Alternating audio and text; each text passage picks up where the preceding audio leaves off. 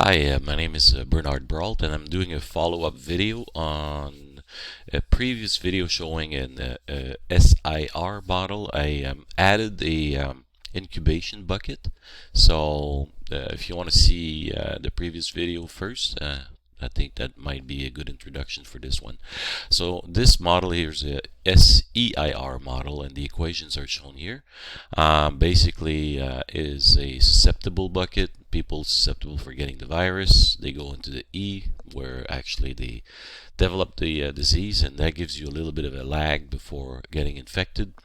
Reason why I wanted to have this lag is when I modified the A parameter, which is related to R0 here. So when R0 is decreasing, the decrease was immediate, where in reality there is a little bit of a lag.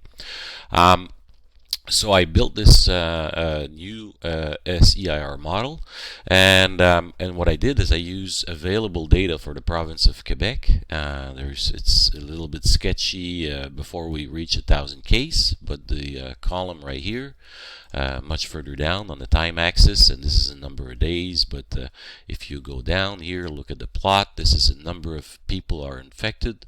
Instead of percentage, it's based on population, let's say of a state of 10 million. Maybe I should have adjusted that to really the actual size of the Quebec population. But anyways, for 10 million people, this is what the plot looks like, and the data points are down here. I got them from a newspaper up in Montreal, and if you look and you zoom in, you see the Quebec data points in yellow right there, and what you see, the blue curve there, is the model.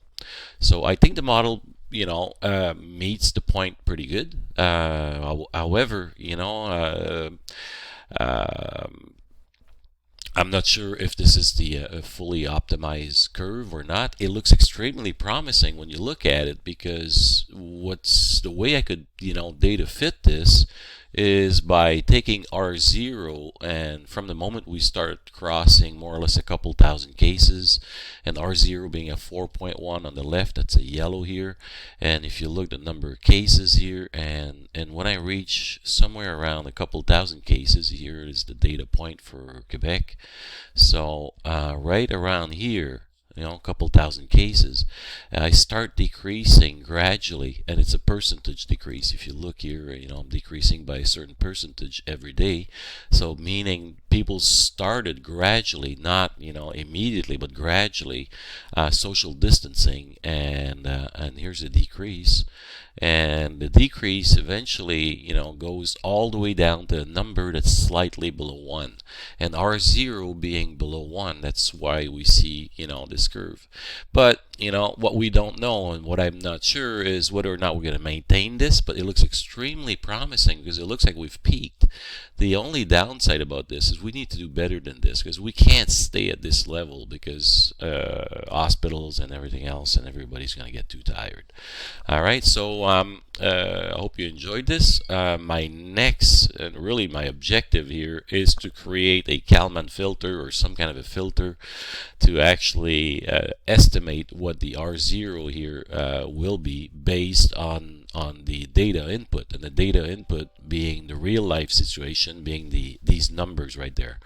But I don't have really that good data, or it's not like they give me like data every hour, and the points are a little bit erratic, but you do what you can with what you got. All right, thank you for watching.